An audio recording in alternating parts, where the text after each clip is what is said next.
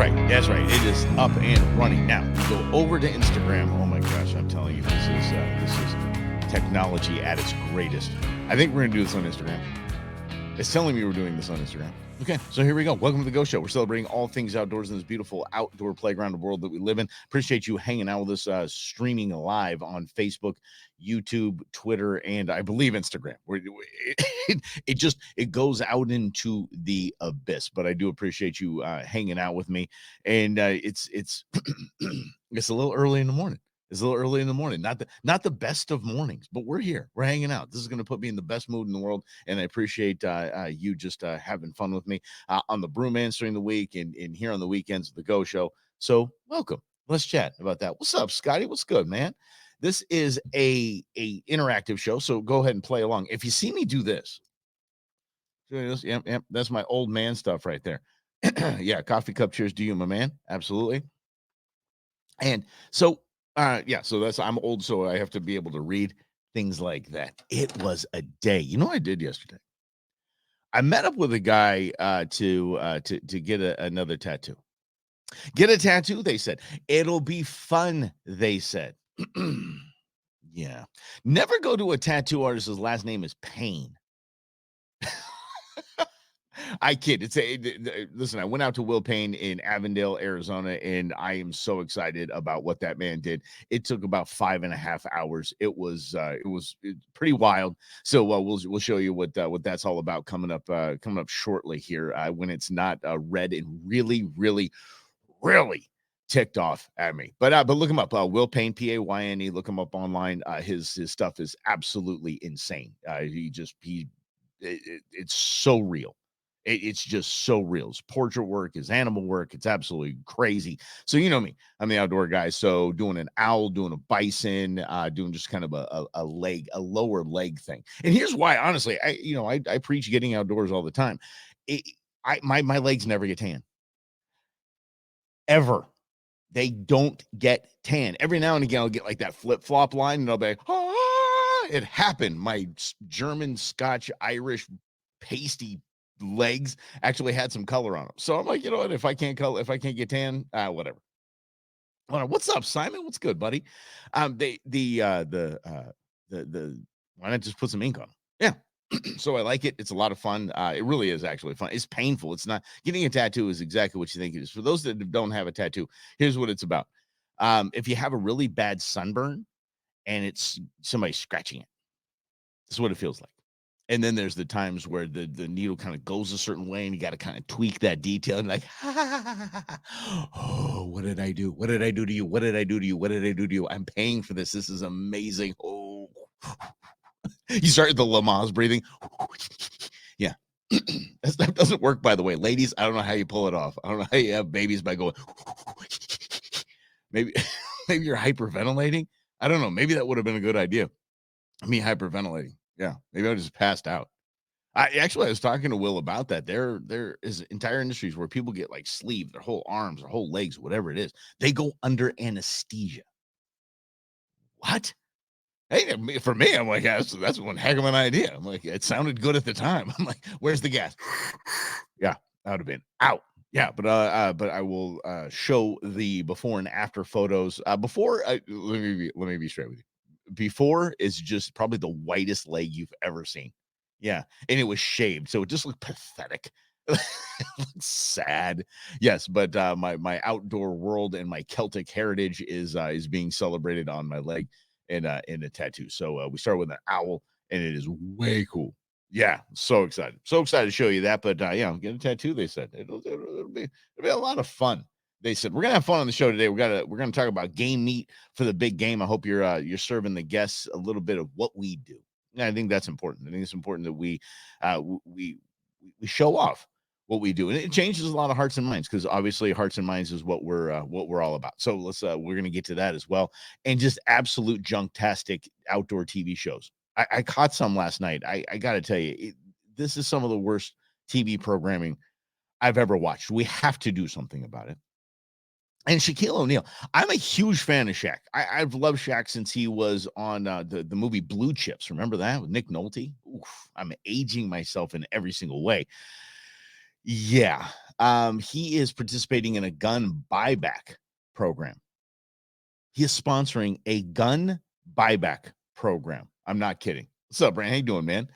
This is thanks, appreciate it. And once again, just pop in anyway. Just comments. They show up on the side here. And again, once you see me get my old man glasses out, I can make sure that was in fact Brandon that said, "Hi, how you doing, bud?" Let's get to this. Last night, after my session of pain on my leg, beautiful artist. It's wonderful. It's going to be wonderful. But I got to elevate the thing. So I was just kind of hanging out at the house, just leg up. And you know me, I turned on some good solid outdoor programming. Because honestly, if there's anything about the Super Bowl going on, it's about Taylor Swift, and I ain't got any time for that. Ain't nobody got time for that. So I turn on the Sportsman's channel, and right away I'm thinking, okay, here we go again. Hey, come along with me on this and chime in, because I think outdoor programming has become the most boring. How would I put this? Just formulaic, straight up blah TV. Because today we're in so and so and so and so, and we're in this town and this county, and we're going to be up in the tree stand with my man so and so from PSE Archery, and we're going to see if we can get on these bucks. And then they show some trail cam footage, and then sure schnitzel. It's always the last day of the hunt. It's the last day of the hunt. Think about this. When they say it's the last day of the hunt on these outdoor shows, it's the last day of the hunt. It's the last day of the hunt because they tagged out. He's like, oh, we got this on the last day of the hunt. It's always the last day of the hunt. That just hit me. So maybe they're being honest, because I always thought this is just silly. It's never just always got to be the last day of the hunt. No, it's not the last day of the hunt. It's the last day of your hunt. Anyway, it's the last day of the hunt. And then this big rack, this big beast just appears out of nowhere. And and then they start the voiceover where it's this. And tell me if you've heard this 100 times. Ready for this? I blew on that Primo's buck call, and that buck came in like it was on a string. Yep, every single time. If I hear that thing came in like it was on a string one more time, I might throw something at the TV. Holy mackerel! It's good, Eugene. How you doing, bud? So the TV shows hadn't changed. And I'm like, okay, so I got to go to My Outdoor TV, Sportsman's Channel, Outdoors, whatever it is. It's the same. It's the same everywhere. And I thought, okay. Then something new came on. And this is what I'm talking to you about. So I'm like, okay, we got this. Because when it comes to something new, I remember Chipper Jones of Atlanta Braves fame, Major League Baseball, he started something called Major League Bow Hunter, and that kind of changed the game. There was some really cool camera stuff that he was doing, and it was Chipper Jones. So he's out there with some cool dudes doing some cool things, and it really kind of changing the way we watch outdoor TV. But then last night, something came on. Something came on. Same with the fishing shows. Oh, fishing shows, Eugene. I agree too. We'll get to the fishing shows in a moment. But something came on that looked interesting because it was totally different. And I'm not going to call it out, but this show rips off Tosh.0 and Rob Deerdrick, something like Dietrich. Yeah, that guy, the DC shoe guy. He had a great reality show. I loved his show.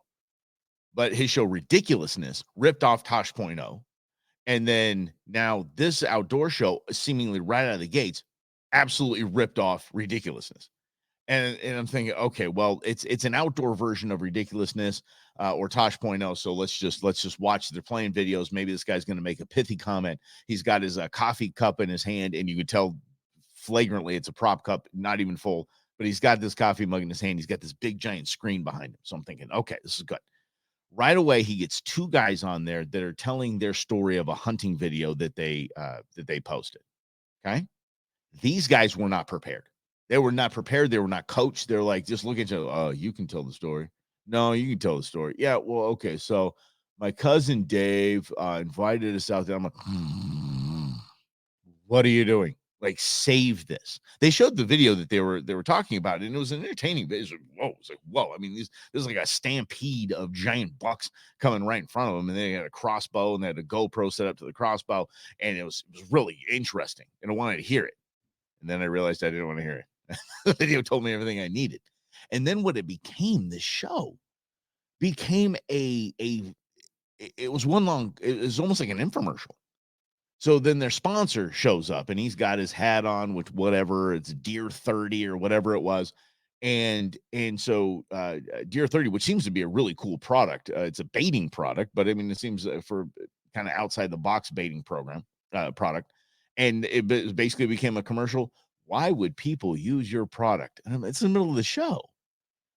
I mean, you'll hear me talk about Slavo Salt every now and again. You hear me talk about Canning Coolers every now and again. And by the way, if you get up to Flagstaff today, Cooler Runnings is going on. If you're up north, Cooler Runnings, they turn Canning Coolers into bobsleds and they race them down the hill. And they actually have Olympic bobsledders there from the latest team. Yeah, pretty cool. But you'll hear me talk about that. You'll hear me talk about different products throughout Green Mountain Grills. I will sing the great praises of Green Mountain Grills. Who, by the way, Jason, the owner of Green Mountain Grills, was out at Scottsdale, was out at the Open with the Veterans Outpost, as he is every year. So just a cool dude. But you'll hear me talk about that. But we're not going to get, now a word from our spot, or try to weave that in like it's some kind of outdoor content in a show. It was embarrassing. So we got to fix this somehow. I don't know how it is. Maybe we start streaming the show. Maybe we just do something different. I'm noodling some ideas, but I got to tell you, there was nothing more motivating and let's say this, not inspiring, but it got me thinking. Than watching the same old nonsense on outdoor TV that I watched again and again and again and again and again. And yeah, I'm even talking about the bigs. Like I think Jim Shockey has done more for our outdoor world than most anybody. But it's same, not much different. I mean, there's cool adventures where you see him. Maybe a tribal nation has invited him to do something on a harvest, and it's interesting. It's not that different. I think Steve Ranella broke the mold with Meat Eater, which it was fantastic. And it's why it's wildly successful. To this day, that's my go-to. If I have to watch a outdoor program, it's Meat Eater. It's got to be. Because that again, we're going to get to meat for the big game tomorrow, and well later in the show. But the game's tomorrow. You get what I'm saying. Well, but it actually shows the rest of the world that we're not just a bunch of bloodthirsty hunters out there. They just want to kill stuff. We harvest an animal, we actually process it, we eat it, and the enjoyment, that entire process. Because I told you, you'll ask my kids, you'll ask intern Nuge or intern Beans, intern Sarah, you'll ask all of them what my favorite part of the hunt is. They'll say serving food, hands down. Like, even when we're on a hunt, I want to serve game meat on the hunt. So Steve Ranella really changed the mold there. Then there was, and I'm going to look it up right here in my notes, and I apologize. I'm going to look it up on my notes because I wrote the next show that was on, actually saved it. This was called Sporting Chef. Check it out. It's hosted by I forget her name, but it's fantastic. Maybe I wrote it down, and of course I did not. But the Sporting Chef saved the day.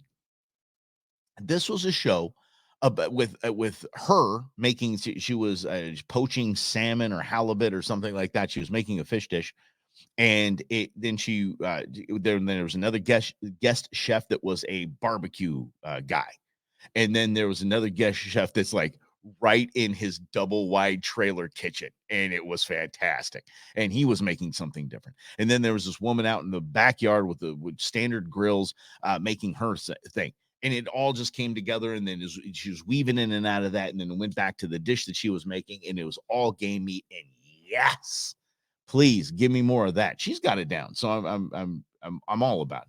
What's that? That's why I like media. Yeah, dude, media is a fantastic show, Simon. It's good to hear from you, buddy.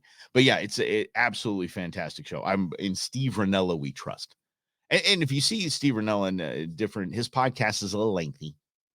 Just as sorry, Steve, but he has good guests, and it's very thought through. And he's a very intelligent guy. When he is giving lectures or when he's maybe a guest on stage, he is a very, very, very well-informed, educated man. So yeah, Steve Ranella doing it the most. But this show, what was it called again? What I have there? Gosh, I wish I had my interns back. There it is, Sporting Chef. Yeah, check that one out too. Just if you find it around, yeah, set the DVR and the like. But let's get to it. This is so Eugene said the same with fishing shows. It is. But what can you do with fishing shows? I mean, serious. I guess we ask ourselves. I mean, there's some neat fishing shows, and then there's neater, less neat fishing shows, but they're all about the same. You're right. and it's all about their baits and their advertisers, which is fine. That's how they keep the doors open. So I'm excited about that for them, but there's nothing you can do. I mean, aside of finding out a way where you are constantly down on those lures, watching the action, learning something from it, and watching the fish strike, I don't know what else you're gonna do. I really don't know what else you're gonna do. I mean, fishing is fishing is fishing. That's the thing about hunting. Hunting is it's different in every way. Like everybody hunts a different way, so you can kind of mix up outdoor TV when it comes to hunting. Fishing is fishing. You throw a bait, you reel it in, you throw a bait, you reel it in. There's really not much unless you get like a Mike Iaconelli kind of just over the top character that's just blowing up and just yeah, excited. And he was working with Hobie for a while and he was doing the kayak stuff. I remember he had a decent show. It was something I watched regularly, so I'll call it a good show. Ike had a show that was urban fishing. So he's going around to major cities and hitting the urban waters, hitting the inner city waters and fishing. It was fantastic. But I think it introduced a lot of people to, or at least the thought of, you know what?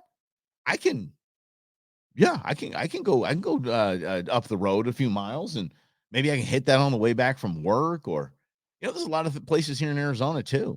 I love Tempe Town Lake. Don't sleep on Tempe Town Lake. If y'all want to go out there fish at the same time, I don't care. I'm not one of those guys. Don't tell anybody where you got the fish. No. I do like answering that though. Like, where'd you catch that thing? See a picture of something. Where'd you catch that thing? The water. No, there's plenty, especially at Tempe Town Lake. You might want to throw French fries and weird things that college kids throw into the lake because that's what those fish are eating. That's what they're accustomed to. The list is long and probably not appropriate for this show. But Tempe Town Lake, I like just going out there and bringing food and just throwing a line and letting it sink. There's a lot of catfish in there. I saw a guy catch probably a 30-pound flathead. So okay, so bring some tackle. But they've got some good they got some good catfish in there. So I just like just letting a bait sink. I like chicken livers or little what is that? What did I really do? Oh, the cheddar teeny weenies. Yeah, the little teeny weenies, some cheddar infused teeny weenies. Kind of hard to get them to get to stick to the bait, but it's still some good stuff there. It is. But this is a genre fishing that you can't really change. You can't really change it. So this is my suggestion to you.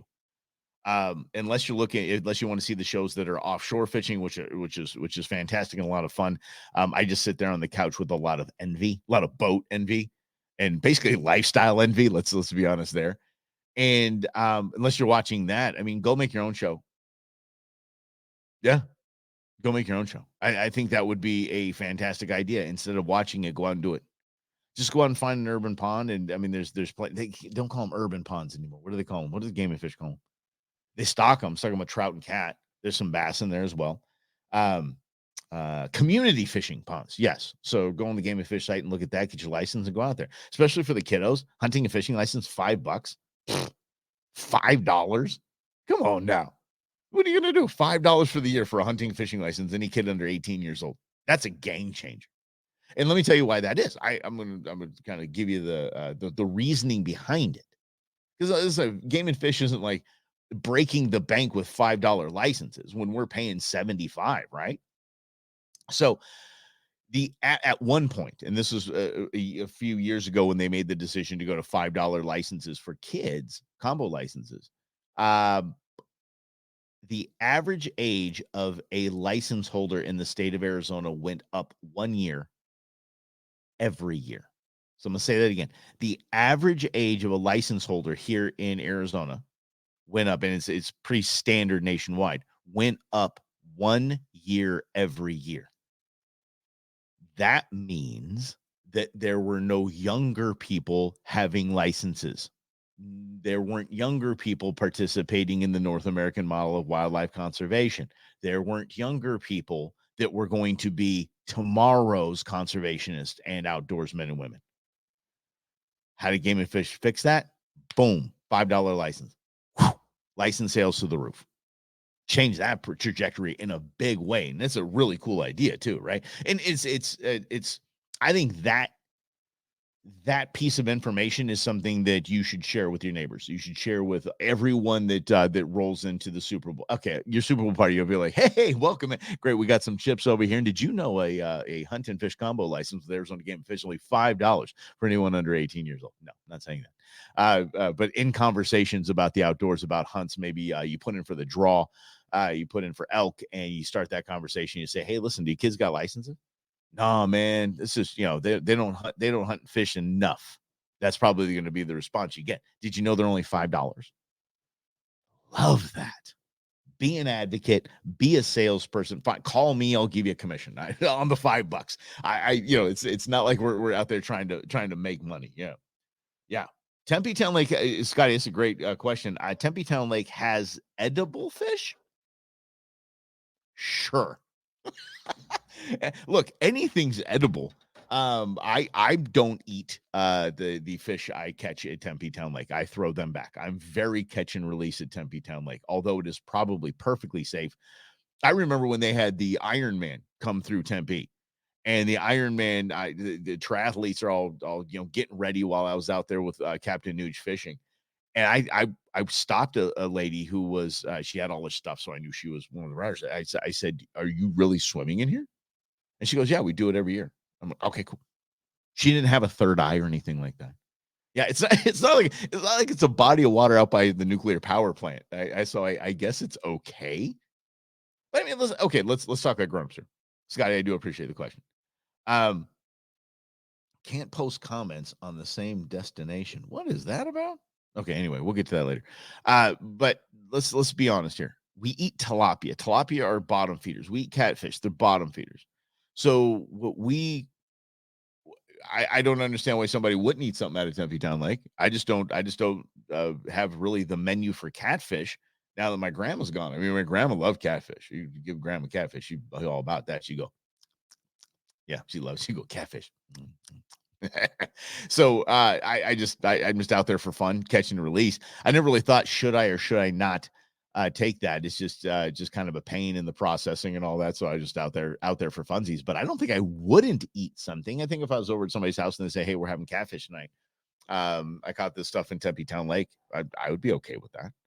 I really would. I mean, the canals, like the farm canals and stuff like that, we're used to fish in when we were younger. No, I mean, because those canals are just basically pesticide runoff. You don't want any of that. At least I don't want any of that. But yeah, look into like tilapia. Tilapia is a very, very popular fish. And so tilapia is a bottom feeder. They eat waste. So I don't understand what the youngins these days over there at Tempe Town Lake at ASU would be throwing into Tempe Town Lake that would make the fish unedible. So who knows? Yeah, give it a try. Yeah. You've done 3 triathlons, Jeff. We need to talk, buddy. Yeah. Oh, at Tempe Town Lake. Oh, yes, the cream of mallard really is what it is. He called it duck poops. Yeah, the cream. I call it cream of mallard. Yeah, he says it's pretty gross. Okay, all right, there we go. There's this. This is for someone who's actually been in the water right there. Yeah. Okay. Okay. So I actually take back. I'm not encouraging you to eat anything from Debbie Down Lake. I'm just saying I haven't. And thank goodness that Jeff just told me I was right in having not. I don't know. I probably would have if that guy that I saw pull out that flathead, I probably would. If he was having a little get together, something like that, I'd have had some catfish nuggets with him. Yeah. I don't know. That was just impressive fish. Could you imagine? I remember one time I caught a 9.5 pound cat in the Colorado River in current with 6 pound line, and I was throwing a rooster tail.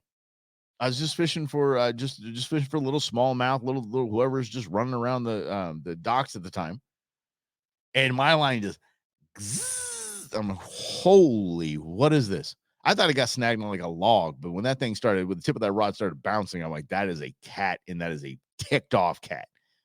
It took me so long to get in the thing. I get that thing in. It was seriously like offshore fishing, and it was just a catfish.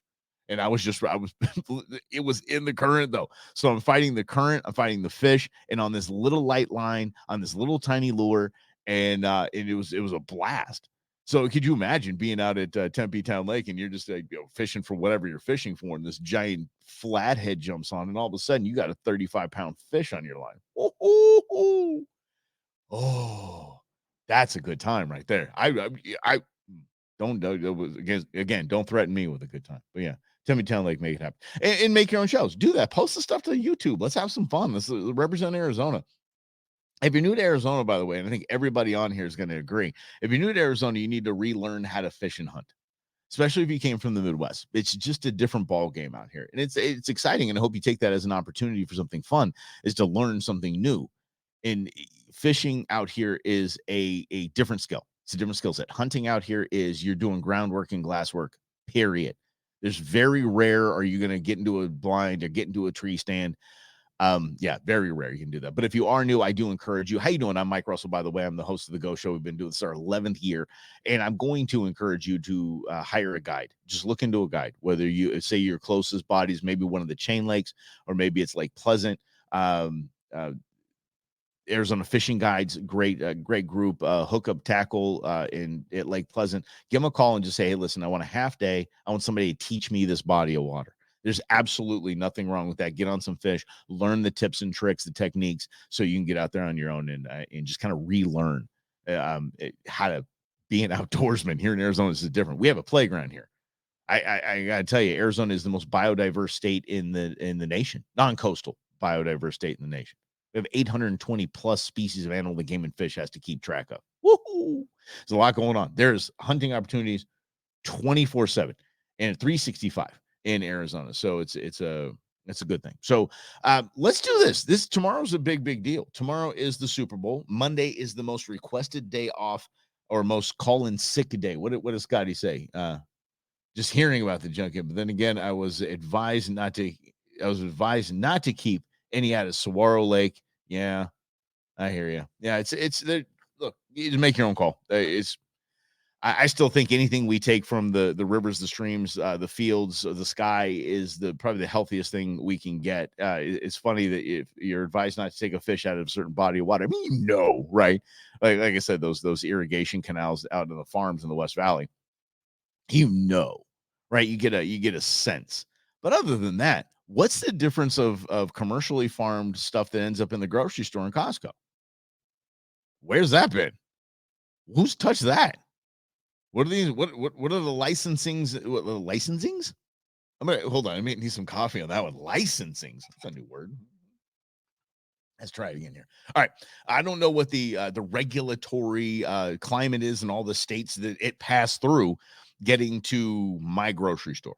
So I'd rather just take a risk of a fish that's been in a beautiful lake like Saguaro or Canyon or Apache. Good luck.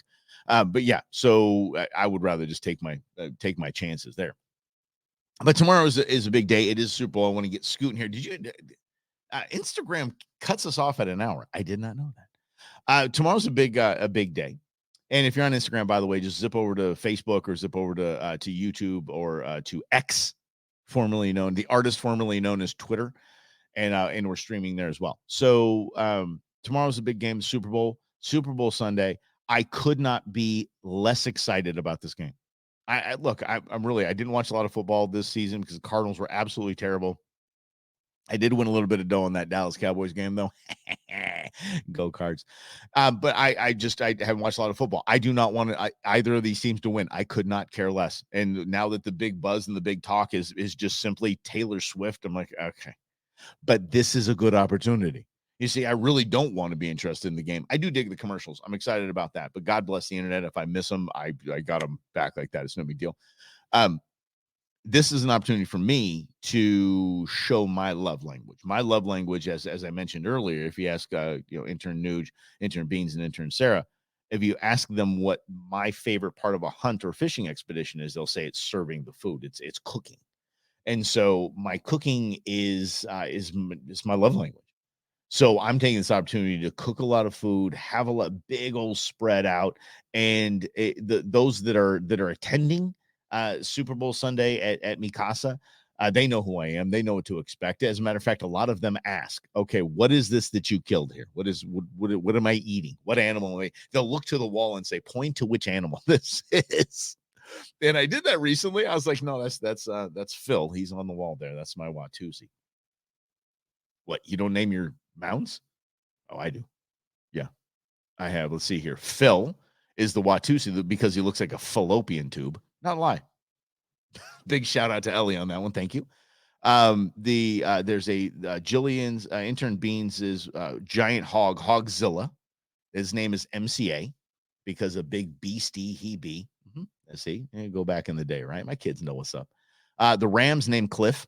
Yep, that's right. Cliff is easy, easy breeze. So through the little Russian boar, Boris. We didn't get you. Obviously, he's named Boris. He's Russian. He's a Boris. Boris. It took us minutes to come up with that one. Anyway, so during the game, they'll pick up a piece of something and say, "What is this?" So I'm gonna have some bison summer sausage out.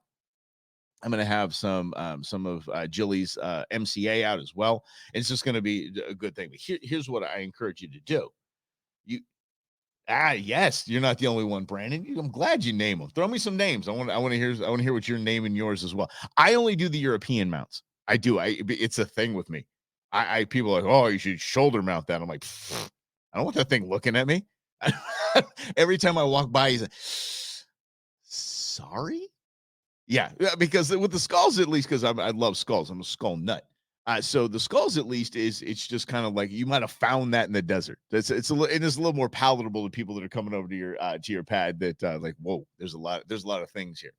Yeah, so it's good. But I love naming them, and it just once again this conversation started, and that's what it is. So that's why I wanted to talk about game meat for the big day, is because this is an opportunity for us to show, hey, we're not a bunch of bloodthirsty animal killers. It's not what we do. And B, this is part of a process that if you ever want to be a part of, we would love for you to be a part of that process. And I think that's the most special part to me, because there's the invite. One of the most basic things that you can serve tomorrow at the big game is dove poppers. I think dove poppers are it's the easiest thing to do. So let me talk about that real quick, because I think everyone's doing them wrong. I just said that. Yes, everyone's making dove poppers wrong. Even if you go to the store, you see they have in the frozen food section, they have like, oh, let's have some jalapeno poppers. You guys are doing them wrong. Let me tell you why I say you're doing them wrong. Mostly a lot of people with jalapeno poppers are going to deboat them out. So they're going to cut the jalapeno in half, and they're going to pull the seeds out. God, please pull the seeds out. Jeez, people crying and blowing their nose and all that. It's just embarrassing. They hollow it out. They put some dove in there, or anything you could buy. You can have bison poppers. You can have anything. You have Watusi poppers, hog poppers, javelina poppers, whatever you have. So you put the animal protein in, and then you smother the thing in cream cheese and rub around with a big old piece of bacon. Right? That's my bacon wrap sound. So you wrap it with the bacon. And then you get it on the Green Mountain Grill, or you get it on, you bake them, whatever you're going to do with them, put them on your charcoal grill. And here's what happens. It takes so long to cook that bacon that you ruin the meat inside. So now you have, especially when it's dove, you have shoe leather, deer shoe leather. Then people are like, oh, that's deer. That's what dove tastes like. Tastes like cream cheese and jalapeno. Here's how to fix that. Yeah, let's fix it. Here's what I do. So I would put I would take a half a slice of bacon, just a half a slice, right? And so a lot of half a slices, excuse me. And I will put those in the oven and just get them to the point where they're just about ready to get crispy, right? So they're cooked, almost done, right? So you set them out to cool. Once they cool, they're pliable. They're that. Sometimes maybe there's a few crispy parts on there. No big deal. You just grab those, and then I take a half of a dove breast, and I take a piece of frozen. I freeze a block of cream cheese, so it's still cuttable, but it's pliable. You can play with it. So I take that. I take a pickled jalapeno. I open it up, and it's just this little strip of jalapeno. This is a game changer. I'm telling you. This is big game food for the big game. I take a little strip, and then I wrap the bacon around that, and then I take a toothpick and I put it through. Toothpicks, by the way, have been soaked in water. It's always good if you're using toothpicks or wood skewers. Always soak those things in water. That way they don't just light on fire the second you put them on the grill. So Now, what happens is right when that bacon is done cooking, and I remember Chef Eddie Matney, God bless you if you're watching, buddy. It's good to see you. Hopefully we can chat again, connect. He said use turkey bacon, thin turkey bacon. And this is why, because turkey bacon is just salty. It doesn't take away from the flavor of the protein, the animal that you've harvested. So when you're eating a jalapeno popper, there is cream cheese, there is jalapeno, there is the bacon, but there is that whatever you put in there, the javelina, dove, whatever it is. Pigeon, by the way, fantastic for poppers. I know we can have that conversation at another time, but pigeon is fantastic for poppers as well. And this is a very, very good introductory meal for your people to come over and say, look, this is your introduction to game meat. Yeah. I think that's probably the easiest way. I can't think of anything easier. Or if I at Casey's, I asked them when I brought the Watusi and I brought the bison, I said, I want some of your summer sausage. Summer sausages are great. You get some processors give you the snack sticks. Just chop those up as little teeny weenies and just serve them. And to say, yeah, that was actually that was my ram. Bratwurst, you can do the same thing. You can actually, I have some ram bratwurst. And the bratwurst, you just cook, you just chop it up, and you just serve it as kind of with little toothpicks, and away you go. And that's it. And that's in what, even if it's a topic of conversation, isn't a topic of conversation, I will guarantee you this: it will be a topic of conversation for them on the way home. They'll be, oh, wow, yeah, I knew Mike hunted. I didn't know he processed the stuff. I didn't know that there were so many different ways that you could have game meat that we got to eat. I would have never eaten game meat. Holy mackerel! If you would have told me that we were eating game meat, I would have made it an excuse not to go to his Super Bowl party. On the way home, they're like, we should try that. Maybe next time we're over there, maybe we just maybe we pop in again and we have dinner with them, and maybe we make some elk steaks or something cool like that. Yeah, it's just a great introduction. It's a great opportunity to just do this. Everybody's in a good mood. Everybody's probably got a few adult drinks in them, and it's easy.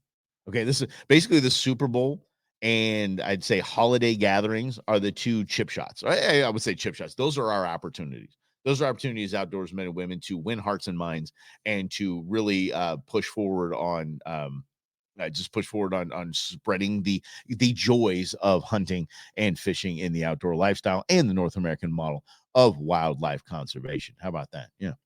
And then I'm sorry, just playing with these as well. I think Scotty said something. He said, yeah, I guess. Yeah. You named him Morty, Michael Jackson, Charlie. Is that Charlie? And Ginger. Okay, I want to know what those are. Those are fantastic. And I you have a mounted javelina. I do not have a mounted javelina. Javelina don't exist. I'm just saying, no. Been javelina hunting several times, and I believe that when Tequila Jim he got one when we were on our hunt. I think that was just a plush doll, and he was just messing around with me. I don't know. I've been javelina hunting too many times and didn't see javelina to say they exist. So that's what I'm going to stick with. But no, I do not have a mounted javelina, Scott. But Brandon, what the heck, man? Morty, Michael Jackson is what I'm just curious about. I just want to know why one of your mounts is named Michael Jackson. You can go put it in the comments. I won't throw you on blast if it's anything weird, but I do want to know about that for sure. So thanks for playing along. This is the Go Show, celebrating all things outdoors in this beautiful outdoor world that we live in. And I'm honored to be here with you in our 11th year now, streaming exclusively on all these channels. I think Rumble is a thing. We're gonna try that, I guess, over the week. Rob and I were told to be on Rumble. I don't know what Rumble is. I thought it was one of those certain types of dating sites. I honestly did. I thought it was. That's what I thought it was. But okay, I'm gonna have to look into that. Rumble, and I think there's two others that are being like we're on Twitch and all that as well. So we're gonna figure it out. So just check us out wherever you are streaming or just scrolling around. Yeah, yeah. Do I have a javelina call? Wait a second. Do I have a javelina call? You know, Jim, I don't have a javelina call. What I heard people using is predator calls. That they come jumping in on predator calls. I had no idea. So no, I don't have a javelina call. If you can, you just go ahead and shoot a link in there, man. I'll go grab one. I guess I'll just go out and play with it. Because I go down south. There's farms down in Yuma that you just basically grab a javelina, please. So yeah. So let me know about that, Jim. And yeah, no, I have an issue that we're going to get to here, and this is a problem for me. A headline that I saw, let's say it was, I believe, Thursday, about Shaquille O'Neal. Mike, hold on. This is an outdoor show. I know it's an outdoor show.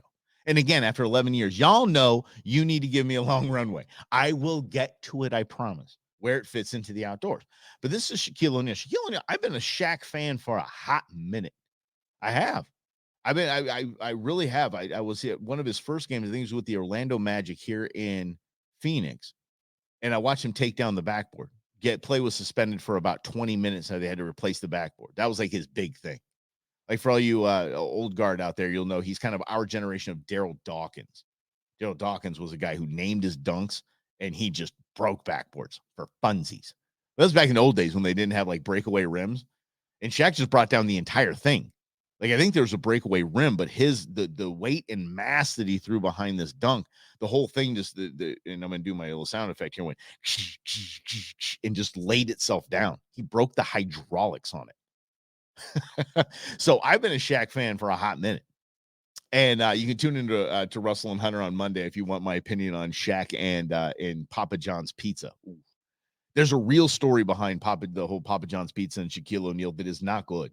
It's actually it's a tragic story about this guy who founded this company, blew it up to wild success, and just got canceled. And Shaq came in to save the day for them, apparently. So anyway, I'm a big Shaq fan. I love his attitude. I love his thoughts on things. It seems really thoughtful. He seems really thoughtful in what he portrays as his character, his persona, and he just seems like a guy just to have a bunch of fun. He's also I told you, a long runway, but here we go. He's also a volunteer deputy sheriff, and he is a very pro law enforcement guy, which again makes me love him some more. I mean, the guy, he wants to do good. I am a fan of Shaq. I don't like what Shaq's doing today. I don't like what Shaq's doing tomorrow. I don't like it. I think that it is it's insulting, because in our outdoor world, firearms are such a huge part of our world. And I'm not getting political here. I'm not getting political. I just don't like this thought of a gun buyback program. I don't. If somebody wanted a gun buyback program, they would have handed their guns in as it is. But Shaq is in Texas this weekend on a gun buyback program. I'm sure he's heading to Vegas, but I mean, the gun buyback program is $100 for a handgun, $125 for a long gun. And who wants to, by the way, who has an AR-15 that wants to give it up for a $125 gift card? Okay. But I don't like the symbolism behind it. Instead of taking on the real issues of nefarious people with firearms, you're asking law-abiding citizens to come hand in your gun for what, $100 Chipotle card? What, I don't know, Visa card, whatever you give them. And to call it a gun buyback program, that irks me. No one's owned my firearms but me, except the ones I bought used. I mean, that would be a buyback if the original owner came back and said, I'd like to buy my firearm back. Okay, that's a gun buyback program. No one has owned my firearms but me. So there's no buyback. You got a kid. There was a tragic story, a horrific story in New York City. A kid, 15-year-old migrant, 15 years old, opened a 45 out open fire in Times Square. What the? That's where we need to focus our energy on, not us hunters and outdoorsmen and sportsmen. This is really where we need to focus our energy, focus our time on what to do with that problem. How did a 15-year-old migrant get a firearm? Not with a background check. There's nothing you could say. There's nothing you could do to say, we need to expand background checks that would have stopped that kid from, there's no number of background checks or no laws that would have stopped that kid from getting a gun. How do you get that gun? So we need to focus on that. Not, here's what I want to do on a virtue signal, and they've had a shooting here in this town, and I'm going to show up with my name, my image, my brand, and I'm going to say, we're going to buy back those guns. Woo, we're going to make the streets safe. From who? Or is it whom? From who? Whom? Anyway. Law-abiding citizens? those that see an advertisement on TV that Shaq's going to have a gun buyback event in Texas, and you you go to your safe and you get the firearms and you take them there. Those people weren't going to do nefarious things with their firearms. You're not saving anyone. And then what happens? Look at the state of Arizona. State of Arizona, you can't, the police can't do anything with those but sell them. Yeah, just around and around and around we go. Holy mackerel! All right, this is the Go Show. Thank you for hanging out. Really appreciate this. Let's get to some of this. Tom, what you got? Okay. Oh, the J13 JavelinaHunter.com. I gotta check that out. Thanks, Tom. Definitely look into that for sure. Yeah, Sportsman's have them, Jim. Okay, I'll go check those out. Oh, okay. Rumble would be, thanks, Scotty. Appreciate that. Rumble would be good for your last afternoon show. All right. Oh, okay. Don't like the interface personally as a viewer, but okay, we'll give it a try. We'll give it a try. But I appreciate you guys weighing in. This is what we do. I love having a chat with you. Good morning, by the way, and happy weekend to you. Happy Saturday. Chime in if you will, and let me know if 8:00 works for everybody here. Like I think this is a fun time. I think 8:00 on Saturday morning is something that that we should definitely do. So keep doing. So keep the comments coming. I'll poke around on social throughout the day. But I am off to celebrate my mom. How about that? It's her birthday this week. So I'm going to make her some brunch. How about that? All right. This is the Go Show, celebrating all things outdoors in this beautiful outdoor playground of world that we live in. Keep getting out there. Have a good, the weather is fantastic. Look. Yeah. All right. Yeah. It's still nice out there. Yeah. It's really, really nice out there. It's going to be a beautiful weekend. Get outside, go on bikes, go on walks, paddle board, go fishing, do something. Just do something with your family this weekend that isn't just staring at a screen watching funny commercials. So have a great Super Bowl weekend. Be safe. Don't drink and drive. And we will catch you next time right here on the Go Show with Mike Russell. That's me.